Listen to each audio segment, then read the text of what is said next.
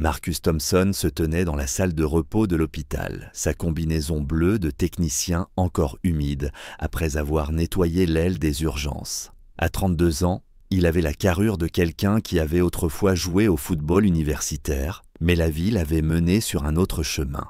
Ses mains calleuses serraient la poignée du seau à serpillière, tandis qu'il la regardait à travers l'entrebâillement de la porte. Eleanor Grace était assise à la petite table près de la fenêtre, ses cheveux argentés relevés en un chignon élégant qui, d'une manière ou d'une autre, la rendait à la fois professionnelle et accessible. À 28 ans, elle paraissait plus âgée que ne le laissait supposer sa chevelure prématurément grise, un héritage génétique du côté maternel qu'elle portait avec une dignité tranquille.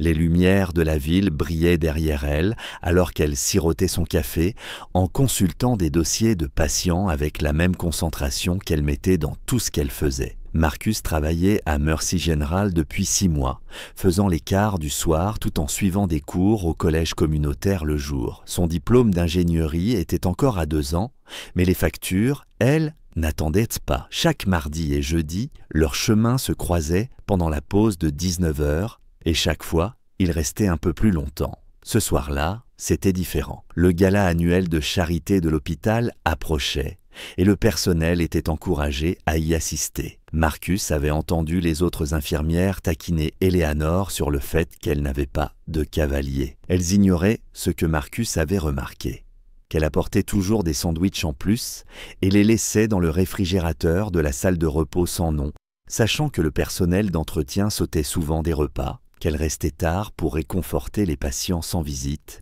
et qu'elle traitait tout le monde, du chirurgien en chef au plus récent concierge, avec le même respect sincère. Prenant une profonde inspiration qui fit se soulever sa large poitrine, Marcus entra dans la salle de repos. Eleanor leva les yeux et ses yeux fatigués s'illuminèrent d'un sourire chaleureux qu'elle semblait réservé uniquement pour lui. « Longue journée, Marcus ?» demanda-t-elle en posant son stylo. « Comme d'habitude » répondit-il, sa voix grave ne trahissant rien de la nervosité qu'il ressentait. « En fait, Eleanor, je voulais te demander quelque chose. » Elle pencha la tête, curieuse. Les néons faisaient scintiller de légers reflets bleus dans ses cheveux gris, comme de la lumière de lune. « Le gala de l'hôpital, vendredi prochain ?»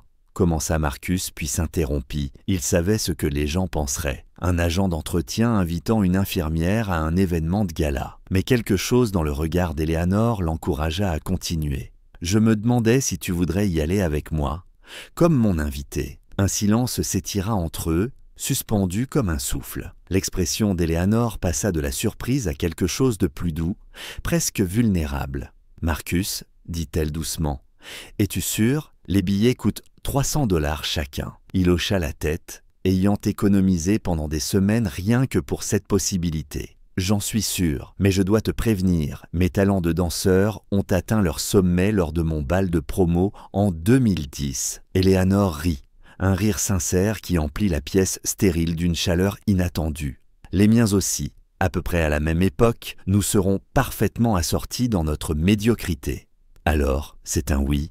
C'est absolument un oui. La semaine passa à toute allure. Marcus loua un smoking, s'exerça à quelques pas de danse maladroit dans son petit studio et tenta de ne pas penser à l'inconfort qu'il pourrait ressentir parmi les donateurs et les membres du conseil. Il vint chercher Eleanor à son appartement, un immeuble modeste dont la simplicité le surprit. Elle apparut dans une robe de soirée bleu marine qui faisait ressortir ses yeux, élégante sans ostentation. « Vous êtes très élégant, monsieur Thompson, » dit-elle en prenant son bras offert. « Vous êtes magnifique, Eleanor, même si c'est toujours le cas. » Le gala avait lieu au Grand Ballroom, au centre-ville. En entrant, Marcus remarqua que certaines personnes se retournaient, non pas pour le regarder, mais pour regarder Eleanor. Des chuchotements les suivaient, mais Eleanor semblait ne rien remarquer, entièrement concentrée sur lui. Ils dansèrent sur des chansons qui leur rappelaient des temps plus simples,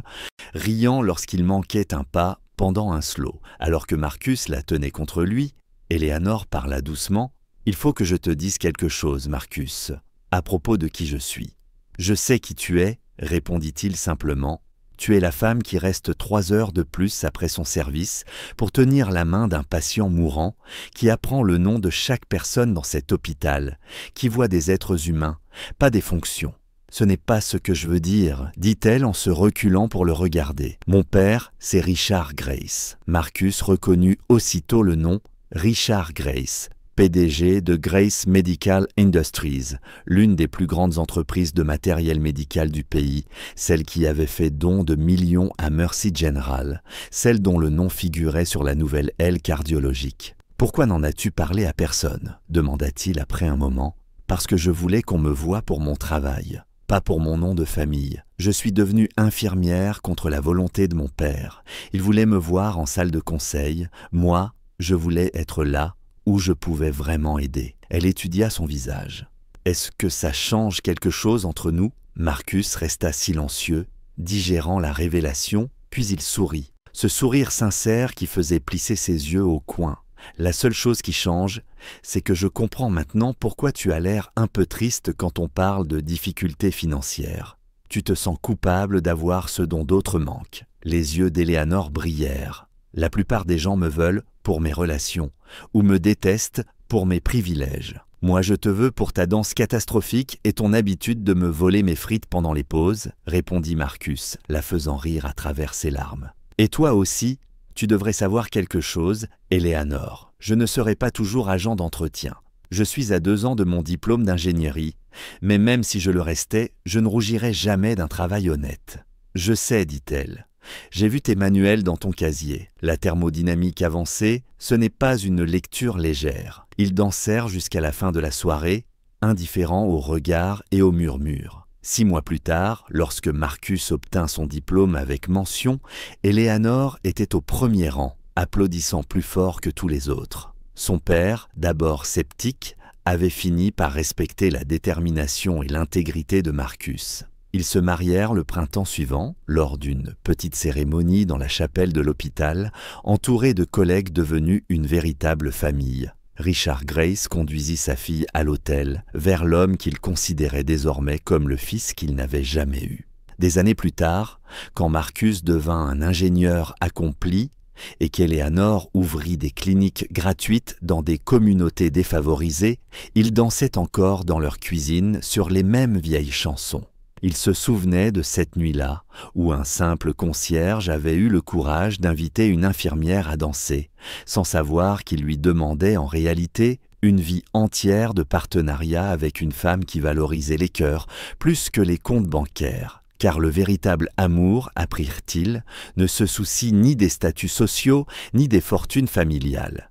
Il s'agit de se présenter, de se voir vraiment, et d'avoir le courage de tendre la main par-delà les barrières qui n'existent que dans nos esprits. Parfois, les plus grands trésors se cachent sous de simples uniformes, portant des sceaux et des dossiers médicaux, attendant quelqu'un d'assez brave pour voir au-delà des apparences. Si cette histoire a touché votre cœur, prenez un instant pour l'aimer et la partager avec quelqu'un qui a besoin de se rappeler que l'amour voit au-delà des circonstances. Abonnez-vous pour d'autres récits réconfortants célébrant ces connexions inattendues qui changent nos vies. Et dites-nous en commentaire, avez-vous déjà vécu un moment où quelqu'un vous a vu pour ce que vous êtes vraiment et non pour ce que vous faites ou d'où vous venez ?